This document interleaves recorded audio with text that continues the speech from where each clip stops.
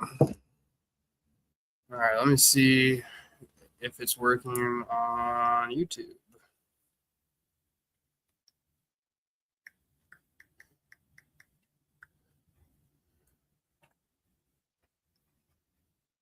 It is. Haha.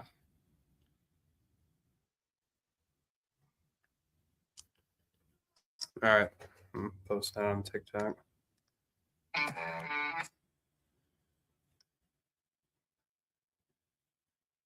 if you don't, you will never yes. And if you don't love me now, you will never love me again. Yes. And if you don't love me now, you will never yes. And if you don't. All right. Go. Nobody's watching, but doesn't matter because we're just getting started with all this. Anyways, I am Brandon Winders, and this is. I'm Shane Burgess. We are two Spuds. We're both iron workers out of Local 89 in Cedar Rapids, Iowa. We both have a little experience in the trades. I've got over 10 years. Shane's got About 15. 15 years. Yeah. We met each other, I don't know, 5 years ago in the laborers union, 6 years ago, something like that. It's been a long Somewhere time. between 5 and 6. We were both out of Local 43 in Cedar Rapids, Iowa. I think we worked for Ryan together. We might have worked for him at one point, but I think we were on different jobs. What, with Myron? Yeah, with Myron. Yeah. I did, when I was with Myron, I did the, what was it? The Meskwaki Recreation Center in Tama. I did a couple other things. Some work at Cargill Bean Plant. I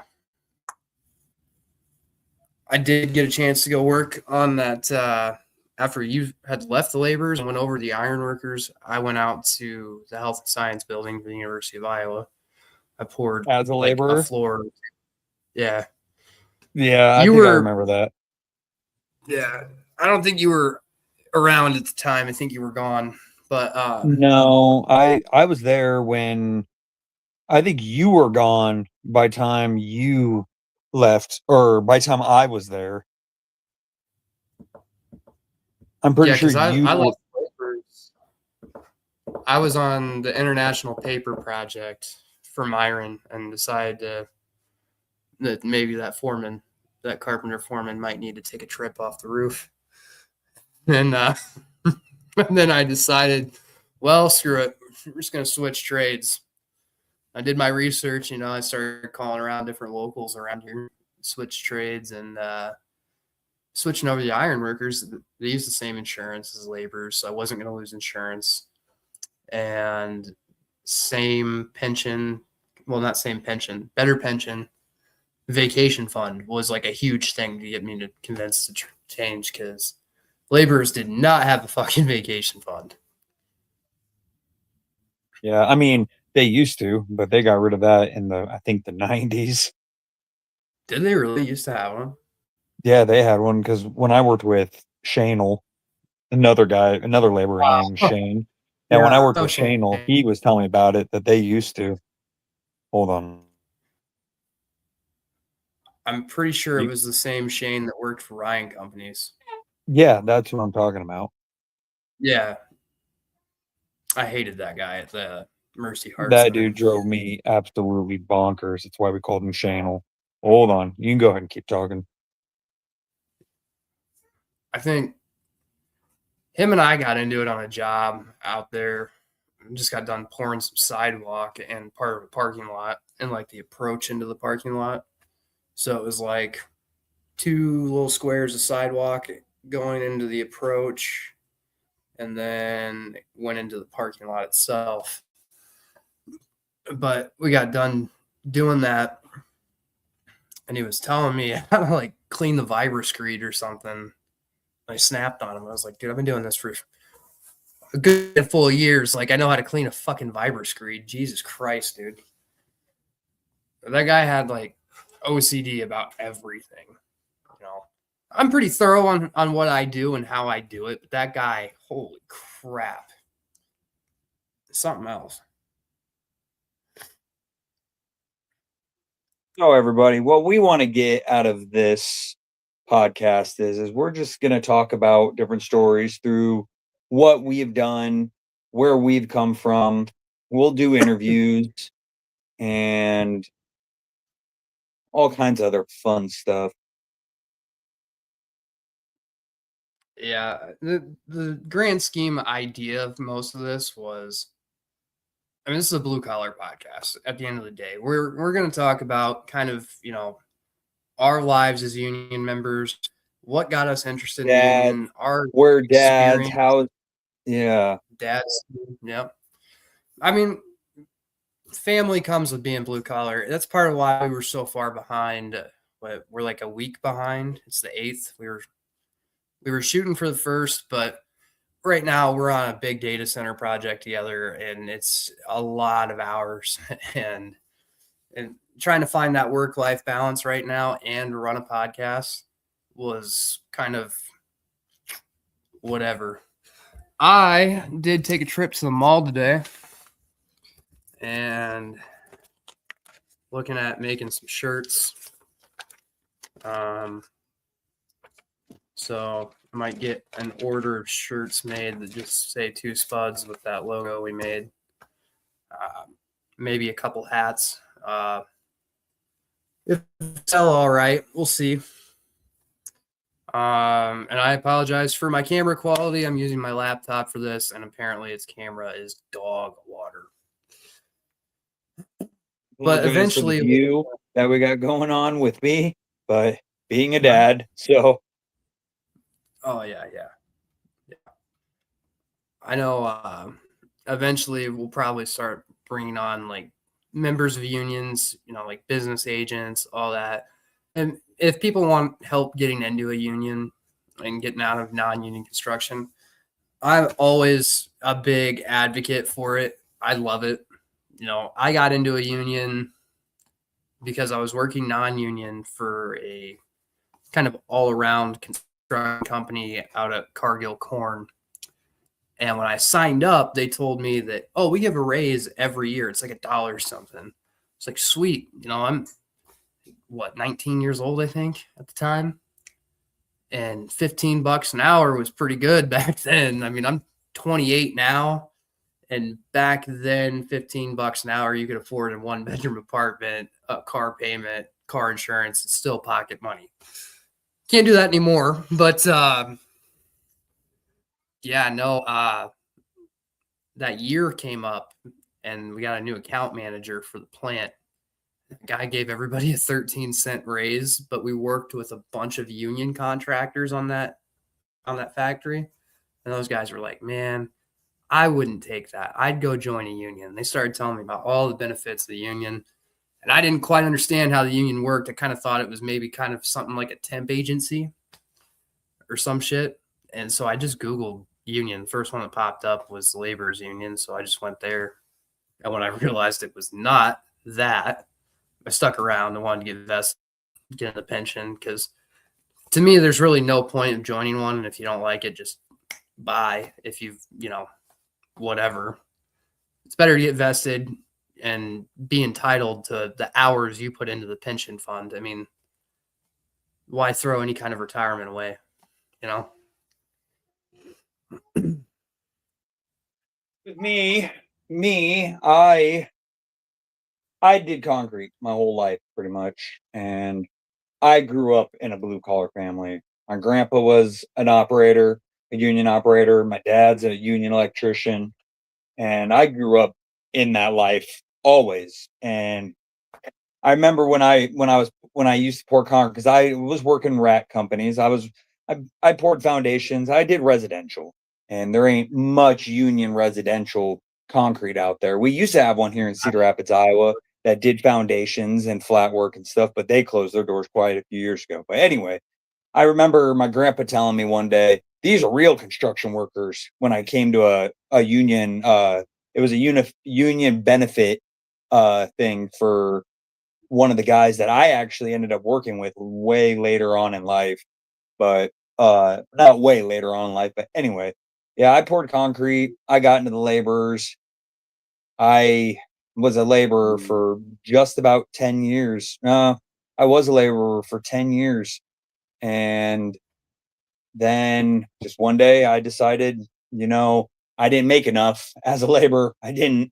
And I mean, I got kids. I got to afford my own life and everything. And so I joined the ironworkers, and probably the best switch. That was always my choice in the first place, was to be an ironworker. But as a younger man, got into trouble, and I when I got when I got out of my trouble, the easiest for me to clean up my mess was to join the laborers. And because I bought my card when I got in there, because I've done concrete my whole life, and they let me buy my card, and I went straight to work. And then from there, I joined the ironworkers, which was finally my goal, because it took me 10 years to get vested with the laborers, and I finally did. And then I jumped, and I've been in the ironworkers ever since. Best switch I've ever made. I got to say, between the laborers union and the ironworkers union, both unions really talk about a lot of brotherhood. Brother, brother, brother, this, brother, that. Got to look out for your brothers and sisters. But I never really felt that as a laborer. And I'm not throwing shade to the laborers union. I made some good connections, met some great people, and frankly, that switch over to the ironworkers. I mean, you see it when you go to the picnic every year, whether it's the ironworkers picnic itself or even the one for Labor Day. I mean, these events that our hall does, and then once a month at the meeting, everybody meets up in the shop and hangs out for a little while before the meeting and even after the meeting. The brotherhood and the ironworkers union, it speaks for itself. I mean, these guys, you can call any time of the day. They'll take your phone call. Doesn't matter if it's on the weekend, 3 o'clock in the morning. And I think that was one really sweet factor to me. You meet great people along the way. Any trades. I'm not going to dog any trade at all. Like, we all play our part. We all play our part in the different things, So I won't dog any trade ever. We all give each other shit about whatever other trades there are and stuff. And of course, the ironworkers, we all think we're the king of the trades, and We we are. all have that arrogance.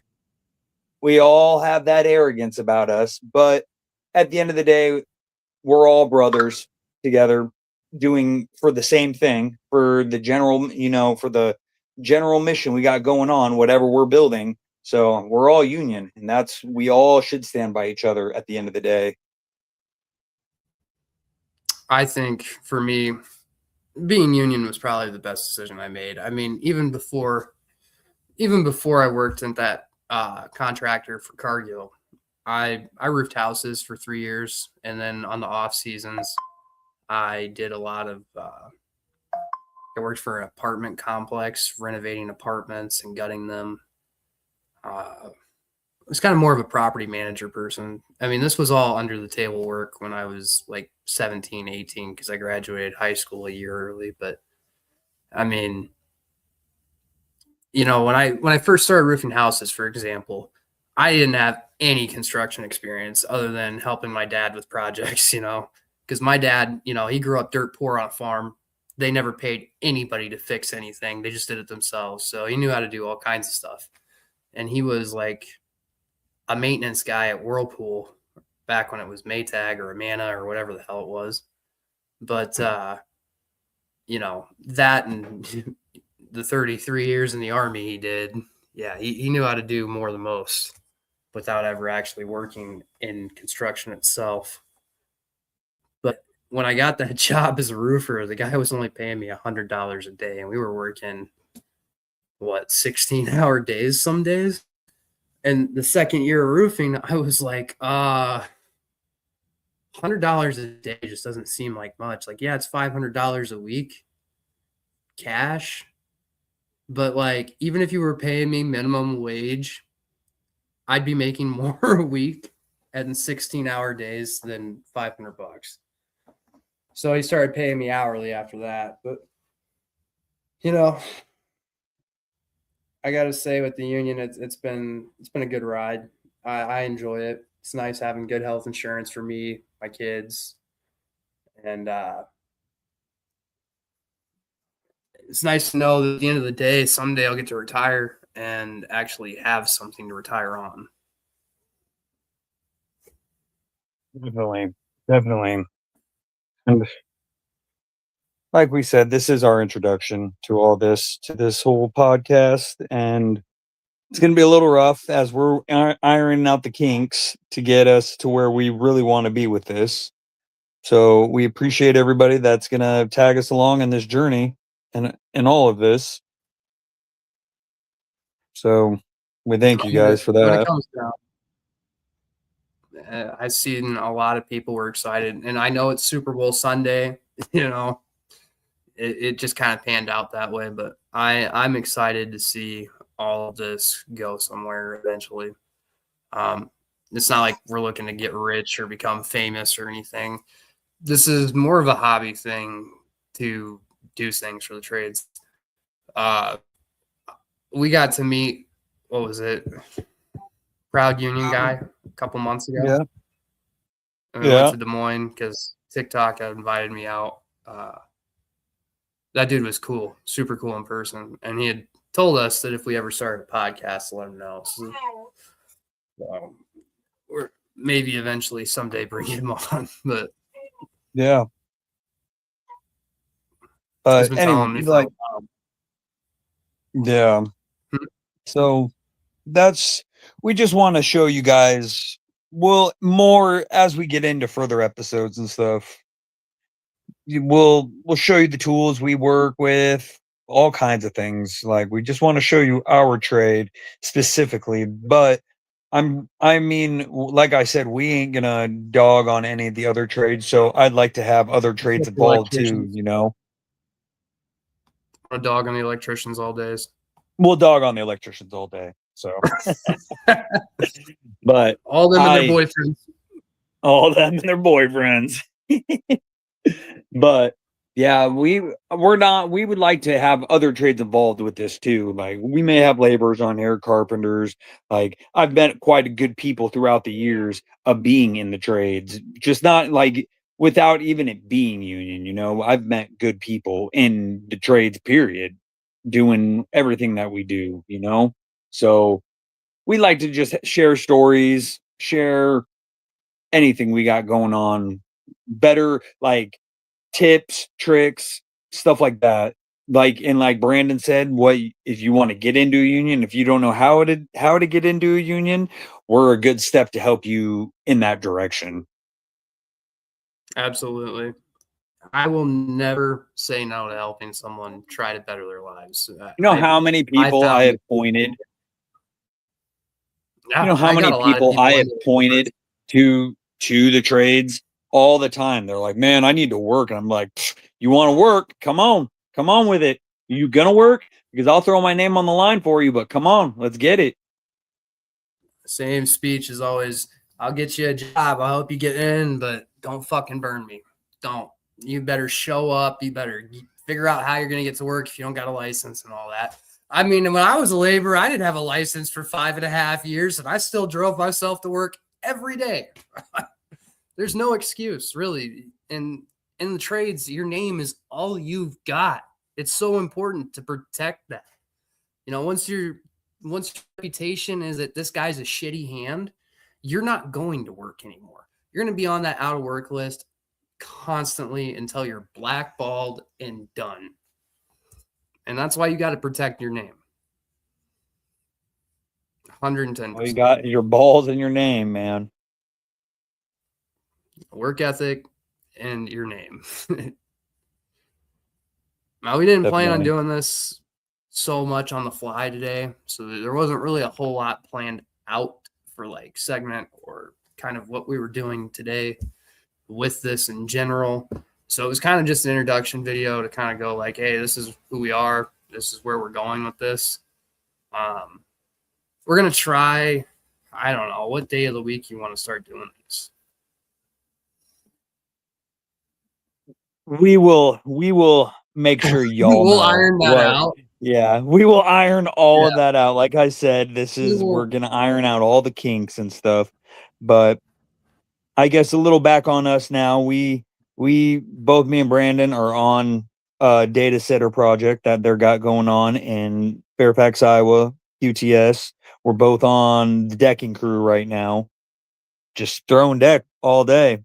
And we're working with guys out of 512, which is Minneapolis.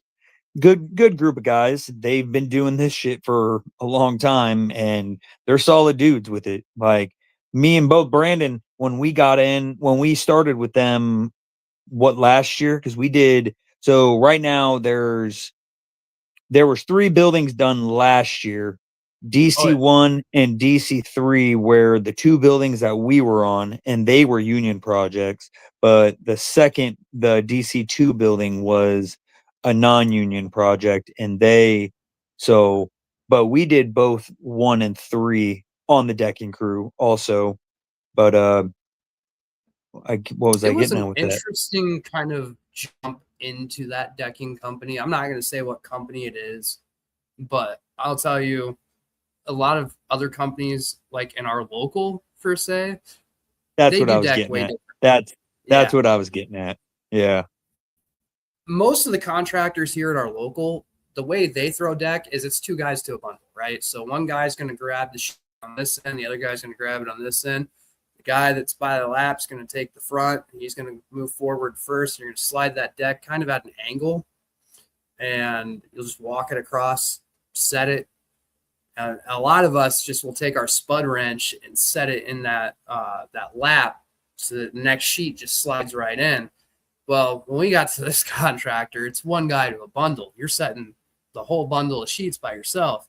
And I noticed they kept saying, you're not going to need your spuds. You're not going to need your sleever bar. And I was like, well, how the fuck are you breaking bundles? And how are you lifting them?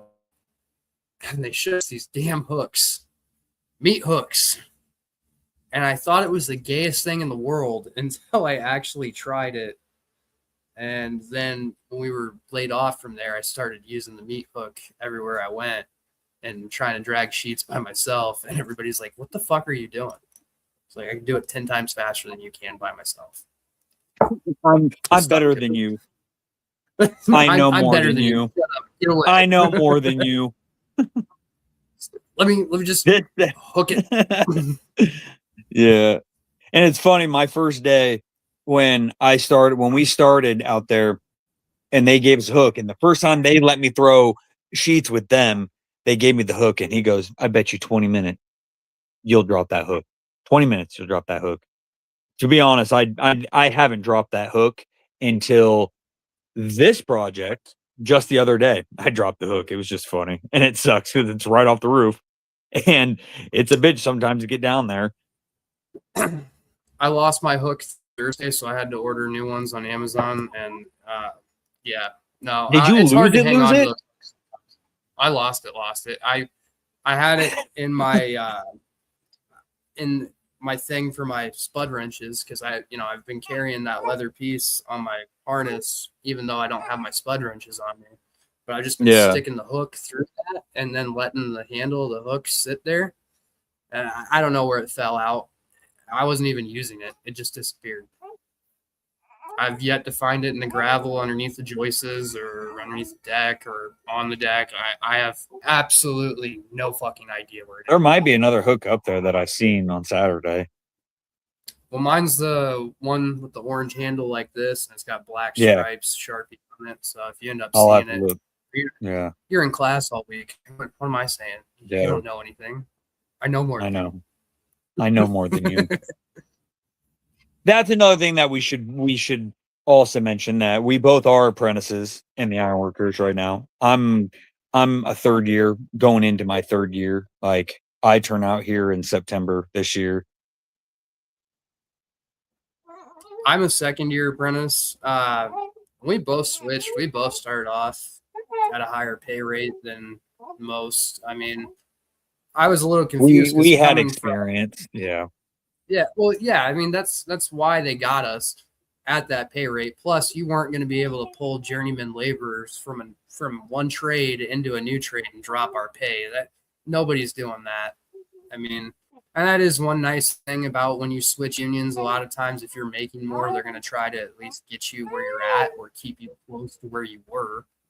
I mean, right away, I ended up getting it was like $1.10 raise just switching, and I figured that if anything, whenever I got placed in my class after my probationary time was over, that I was going to be at least a second or third year to start. But no, I started with the first years. I was the only first year in class that could read blueprints. That was kind of fun. I was also the only one in my class that already had OSHA 30 and all that good stuff. So when we ended up doing orientation, I didn't even have to do the OSHA 30 part. It's like, can I just go back to work for the rest of the week? Yeah, man, go ahead. We just need a copy of your OSHA card. Here you go.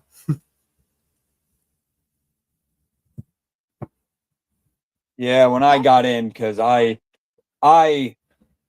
I've been literally doing every trade there could be. Like, I was that laborer that, throw me in a machine. If you need to get it done, throw me in the machine. You need me to go do some drywall? I can do drywall. I can do pretty much a lot of things. I've tied a lot of bar as a laborer, which I'm not saying any of this is okay, because I'm jumping into other trades, scabbing other people's trades. But I mean, that was me as a laborer. I did it all. And then when I decided, like, when I was able to finally jump, because I just wanted to have a trade under my belt. I didn't want to know little bits of all these different trades. I wanted to be in in a trade, and that's my job. And I want to be that guy in my trade that everybody, like, oh, Shane's on the bench, we want him. Oh, I want to be that guy that they've heard about in throughout the trade and stuff, like, oh, cool, we want that guy. If we know that guy's out here, we want him. That's a solid iron worker. That's what we want right there. And that's what I've always tried to base my work ethic on, and just how I am as in my trade. But that's where name and reputation, that's what we work for. Everybody, any good hand in any trade knows that, like, that's you're not just working to pay the bills. You're not just working to provide for the family. You're working to keep a good name for yourself, so you're always employable. I mean, at the end of the day, if you're not employable, what are you here for?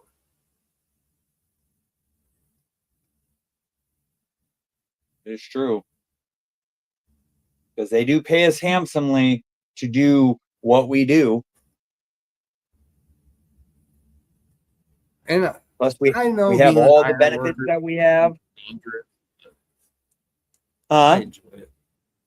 So I know being an iron worker is pretty dangerous, but I mean, I enjoy it.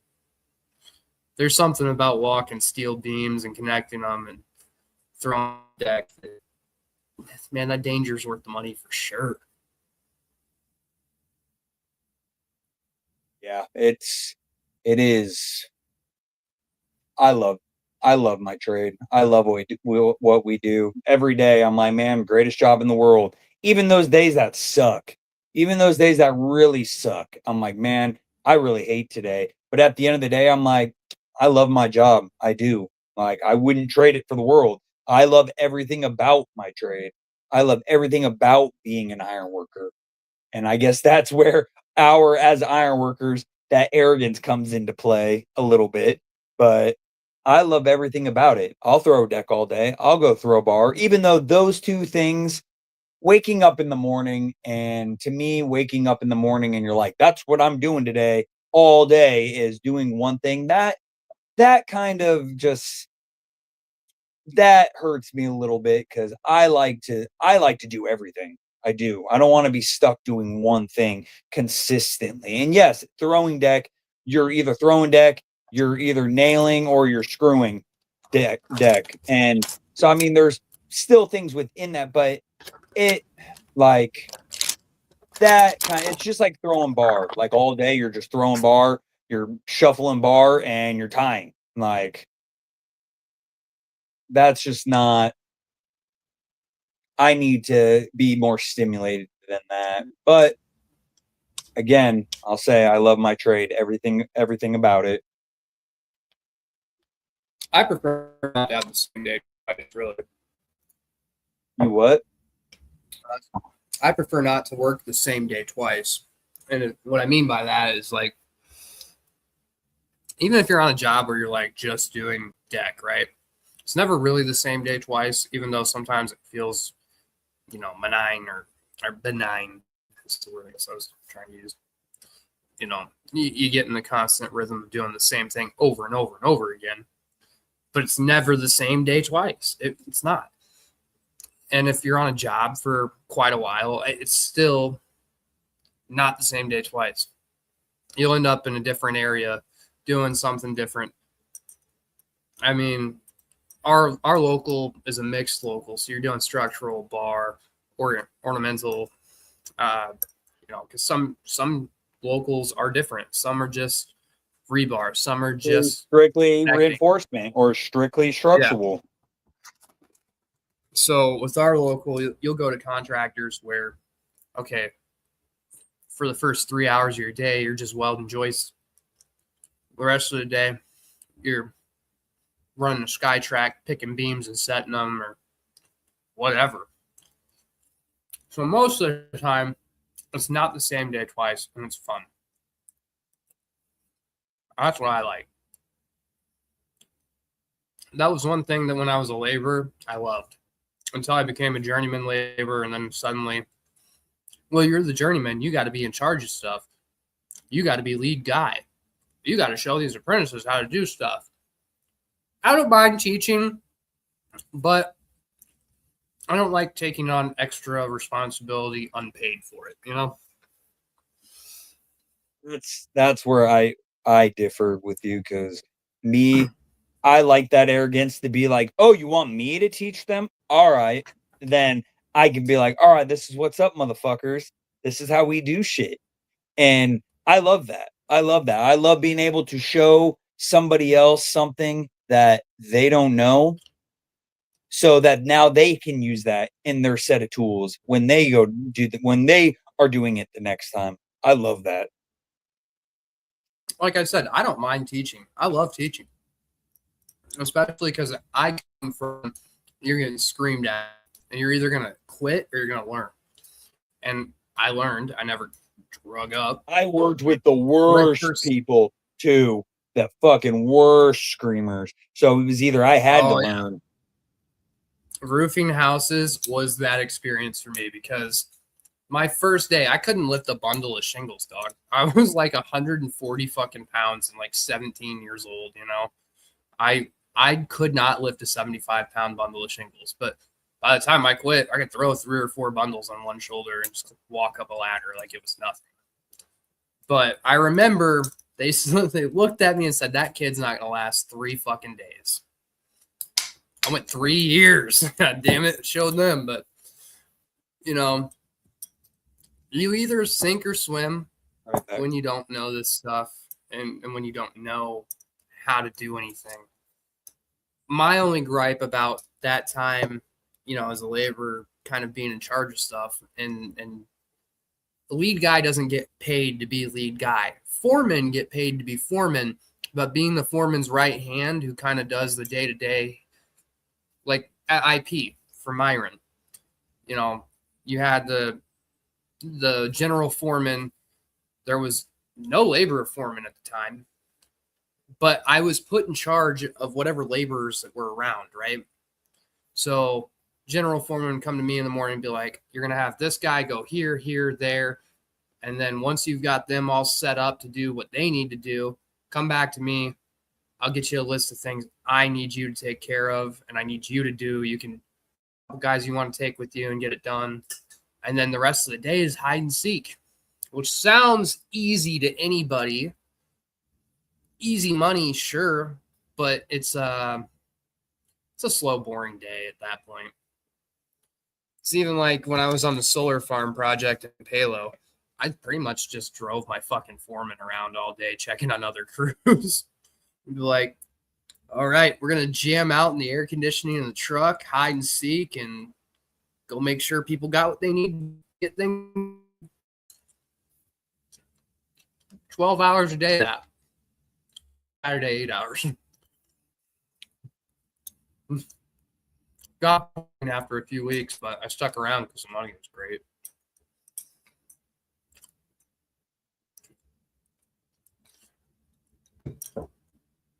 The ironworkers, though, they have a lead guy policy.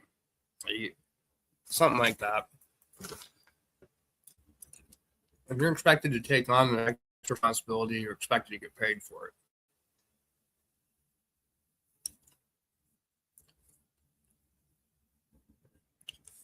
Shane, if you're talking, you're on mute.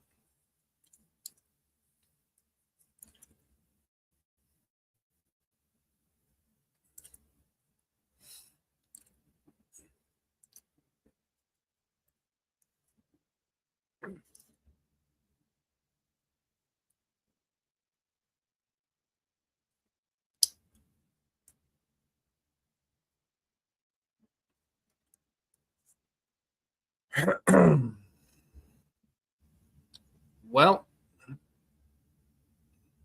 I'm kind of hoping that when this is all said and done, that it posts on YouTube.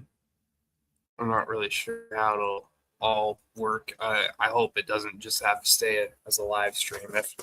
If it's that, we're going to start pre-recording, dropping. I never claimed to be a fucking tech guru. I play Xbox. I have smart TVs. I have a smartphone. I grew up in the generation where all this stuff was coming out. But I've also not had to be that big of a tech guy for a while.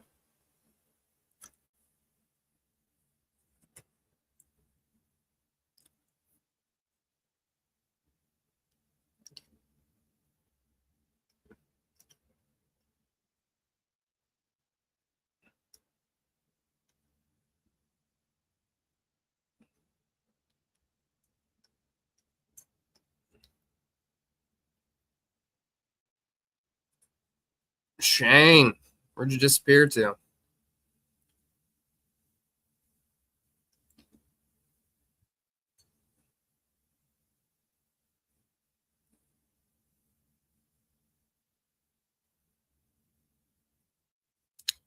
Well, I think we'll call that an end here.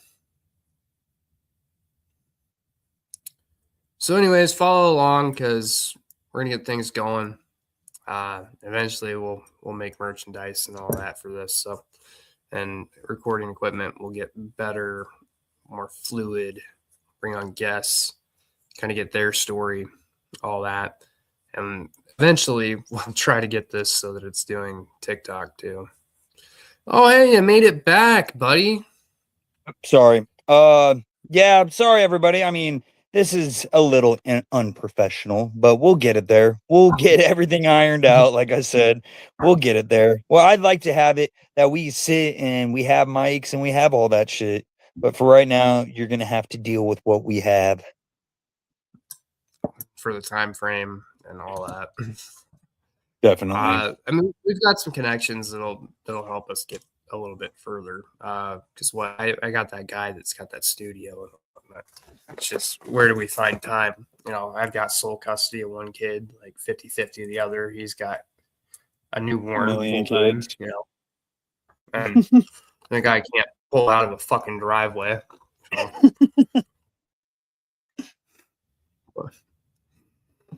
It is what it is. Yeah. I'll keep telling him. I'm going to chemically castrate him here soon. No, they won't. We're gonna hold you down like Justin. The world's been trying to chemically castrate me for a long time, dog. Like those substances hadn't done much to me. Maybe make me a little more insane. All right. Well, I think we'll conclude this one. That's our first episode, y'all.